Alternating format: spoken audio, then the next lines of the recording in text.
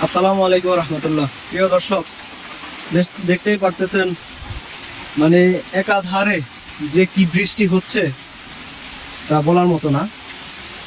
সারা রাত, গতকাল সারা দিন, আজকে এই সকাল থেকে এই পর্যন্ত, কালকে সারা রাত তো হয়েছে। এই যে দেখেন মাছের যে প্রজেক্ট আছে, প্রজেক্টে একেবারে পানি সমান সমান হয়ে গেছে প্রায়। এই যে দেখেন অবস্থা একবারে সমান সমান, মানে কি বলবো বুঝাতে পারতেছি না। এর মধ্যেই একটা খুশির সংবাদ আছে। খুশির সংবাদটা হলো আমাদের খামারে আরেকজন নতুন অতিথির আগমন। নতুন অতিথিকে খুব শীঘ্রই দেখাবো ইনশাল্লাহ। এই যে দেখেন আমাদের পুকুর পুরা ভেসে গেছে। বর্ষাতে যে কি একটা অবস্থা, মানে মানুষের জীবন যাপনের খুব কষ্ট হচ্ছে। এই দেখেন পুরা ভেসে গেছে পুকুর, ভেসে এই যে পার ভেসে উপরে এইদিকে চলে আসছে পানি।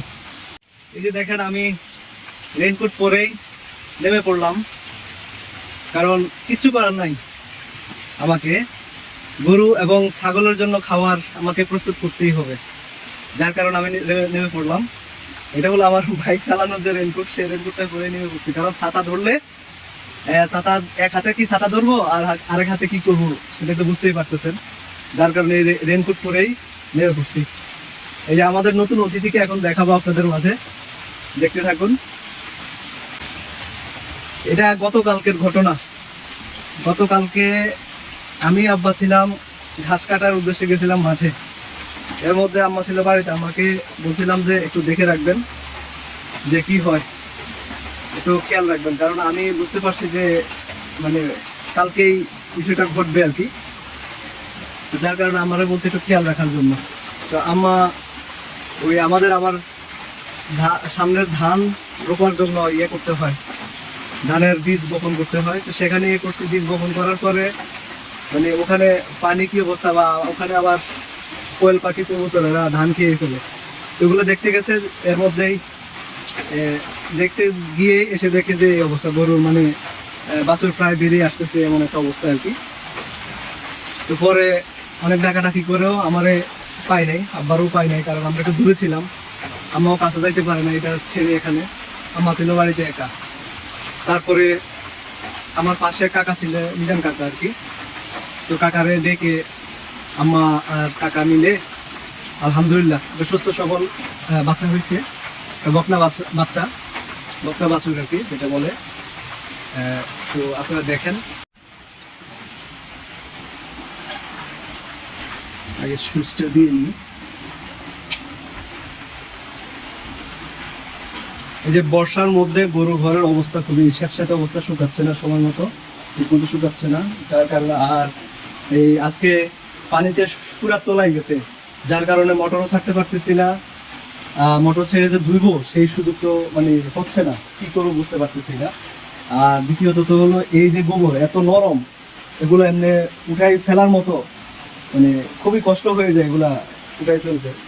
যাই হোক, যেগুলো শক্ত এগুলো ফেলা যায়, নরমগুলো ফেলা খুবই কষ্ট, যার কারণে পারতেছি না। এই যে দেখেন কালকে রাতে এখন পর্যন্ত এই যে নিচে খড়কুটে দিয়ে এটা রাখা হয়েছে। এই যে এগুলো আমাদের মিষ্টি না, আমার মিষ্টি না। এই যে দেখেন আমাদের নতুন অতিথি,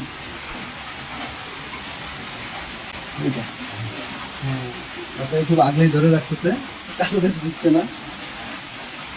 এই হলো আমাদের বড় আপা, ছোট আপা, লোক দুই ভাই। এনে হলো ছোট ভাই, এই দুই বড় ভাই, এই বড় ভাই, এই বড় ভাই, এর সাথে হলো এই ছোট ভাই। তিন ভাই আর তিন আপা হয়ে গেছে আলহামদুলিল্লাহ। আমার আস্তে আস্তে প্রসারিত হচ্ছে আপনাদের দোয়ায়, আল্লাহর রহমতে। এই যে হা হা করিস না।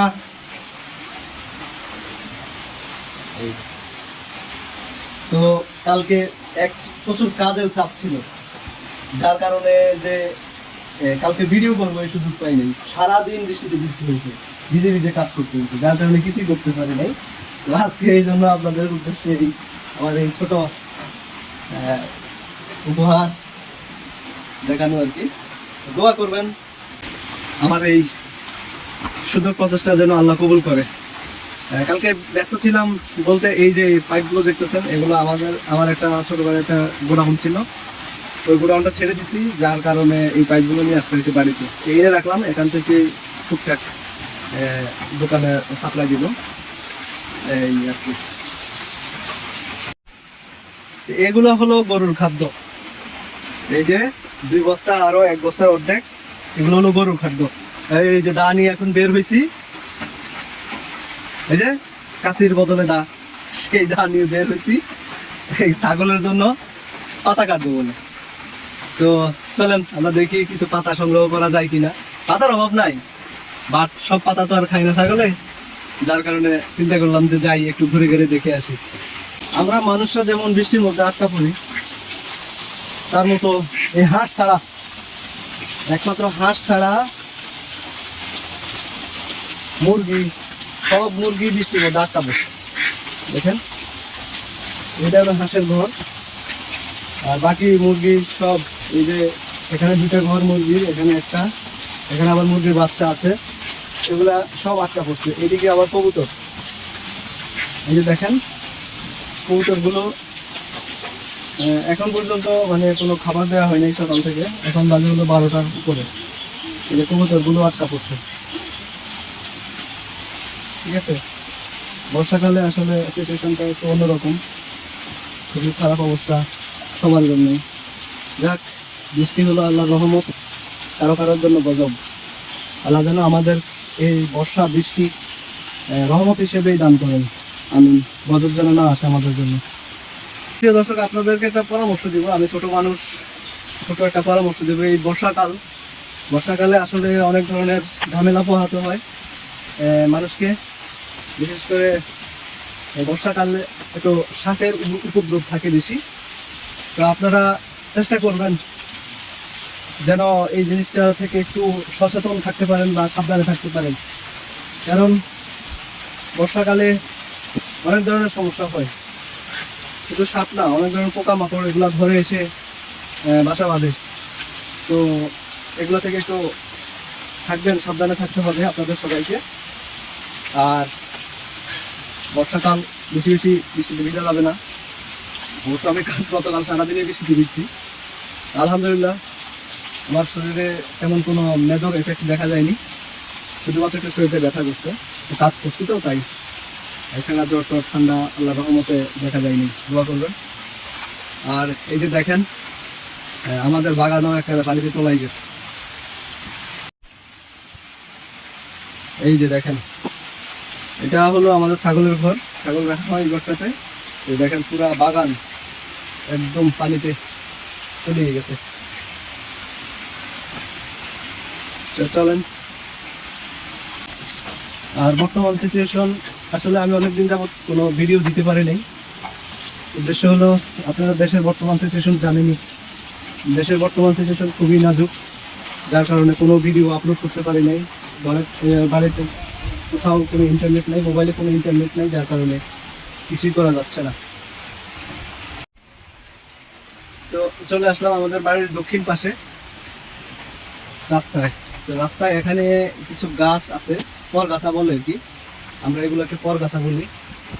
এই পরগাছাগুলো কাটবো ছাগলের জন্য। পরগাছাগুলো ছাগল ভালোই খায়, দেখবেন আপনারা। তো যেটা বলতেছিলাম, এটা হলো ইন্টারনেট সমস্যা। দেশের যে অবস্থা, আসলে ছাত্র আন্দোলন চলতেছে, আমরা সাধারণ মানুষ সবাই ছাত্রদের আন্দোলনকে সমর্থন করি, আমরা সকলেই ছাত্র আন্দোলনকে সমর্থন করি, ছাত্রদের যে ন্যায্য দাবি সেটাকেও সমর্থন করি। আল্লাহ সবাইকে আমাদের ছাত্রদেরকে হেফাজত করুক, আল্লাহ সকল ছাত্রদের হেফাজত করুক। সেই সাথে আমি ছোট্ট মানুষ হিসেবে আমাদের দেশের সরকার প্রধানকে একটাই অনুরোধ জানাই, সেটা হলো আপনি অবিলম্বে আমাদের এই ছাত্র ভাইদের ন্যায্য দাবিকে মেনে নিন। এবং তারা তেমন বড় কোনো দাবি করেনি, একজন স্বাধীন দেশের স্বাধীন নাগরিক হয়ে তারা যে দাবিটা করছে এটা আসলে ন্যায্য, এটা খারাপ কোনো উদ্দেশ্যে বা খারাপ কোনো কারণে দাবিটা করা হয়নি। আর দ্বিতীয়ত হলো এতগুলো ছাত্র মারা গেছে, এটা আমাদের দেশের জন্য আসলে লজ্জার। স্বাধীন দেশ হয়েও স্বাধীন দেশে এতগুলো ছাত্র, এতগুলো মানুষ মারা গেল, এটা আমাদের জন্য খুবই লজ্জার, খুবই লজ্জার, খুবই লজ্জার। তো সবাই ভালো থাকবেন। ও আসলে আরেকটা বিষয়, এটা হলো বলছি যে ফরগাছা দেখাবো। এই যে ফরগাছা দেখেন, এগুলো ছাগল খুব ভালো খায়। এই যে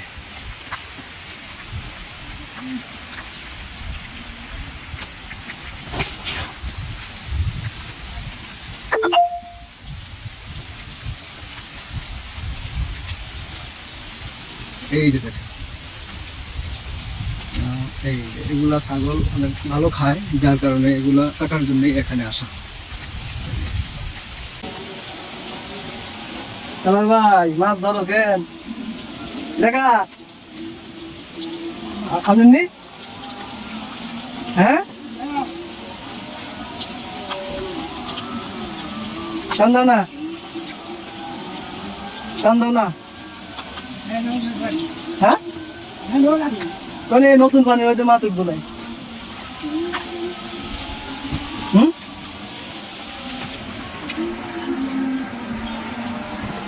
লাইল টেল সব বাসে যেতেস, কেমনে কি হবে? হারেস ভাই উঠছে উঠছে উঠছে উঠছে উঠছে দাঁড়কিলা।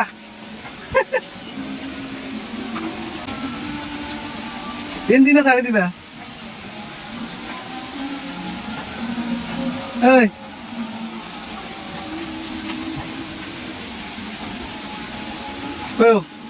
এমনি ছাড়ি দে। হ্যাঁ যাক না তো গেলে কি তুই?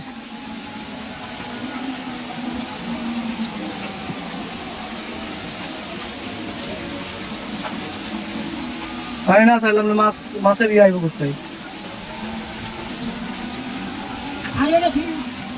হ্যাঁ আরেকজনের জাল লই হাজির। ওখানে একজন জাল। হ্যাঁ ওখানে একজন জাল।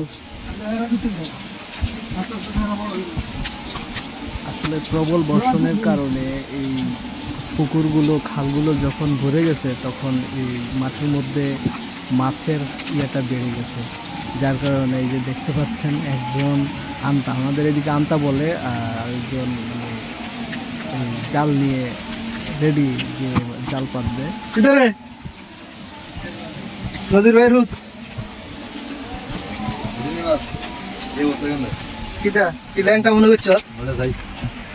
হ্যাঁ কি তো